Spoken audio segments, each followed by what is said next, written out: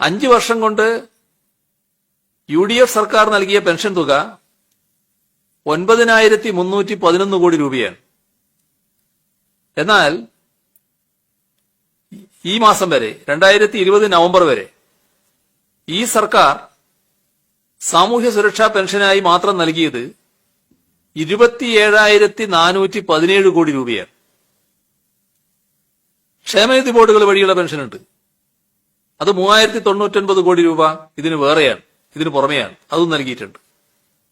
അങ്ങനെ ആകെ നോക്കിയാൽ 30,515 കോടി 91 ലക്ഷം രൂപ ക്ഷേമ പെൻഷനുകളായി LDF സർക്കാർ ഈ നവംബർ വരെ 2016 മുതലുള്ള കാലെടുത്താൽ നൽകിയിട്ടുണ്ട്.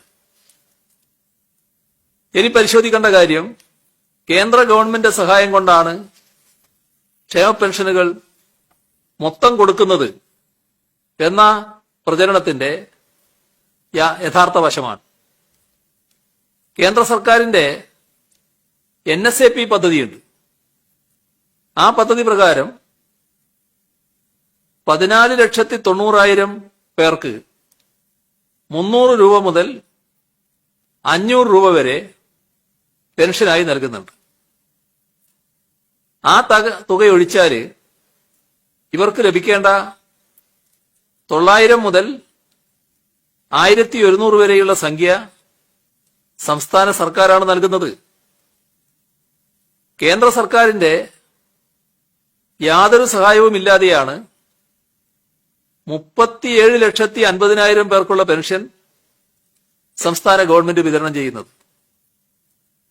അപ്പൊ ഈ കേന്ദ്രത്തിന്റെ വകയാണ് ഇതെല്ലാം എന്ന് പ്രചരിപ്പിക്കുന്നവർ കാണേണ്ട ഒരു വസ്തുത, 37,50,000 പേർക്ക് പെൻഷൻ പൂർണ്ണമായി നൽകുന്നത് സംസ്ഥാന സർക്കാർ തന്നെ. 14,90,000 പേർക്കാണ് കേന്ദ്രത്തിന്റെ വിഹിതമുള്ളത്. അത് 300 രൂപ മുതൽ 500 രൂപ വരെയുണ്ട്.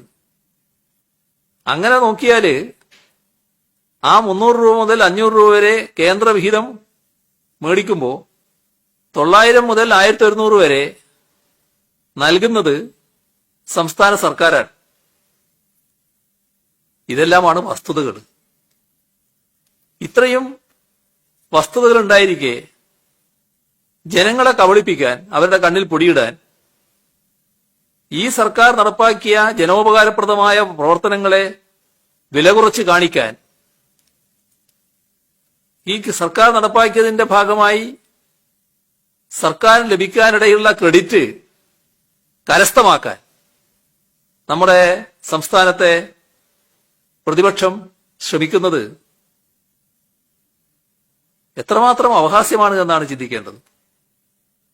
സത്യസന്ധതയോടെ, നട്ടലുയർത്തി, ആത്മവിശ്വാസത്തോടെ പൊതുസമൂഹത്തെ അഭിമുഖീകരിക്കാനാകാത്ത വിധം അവരുടെ രാഷ്ട്രീയം മലീമസമായി മാറിയിരിക്കുകയാണ്.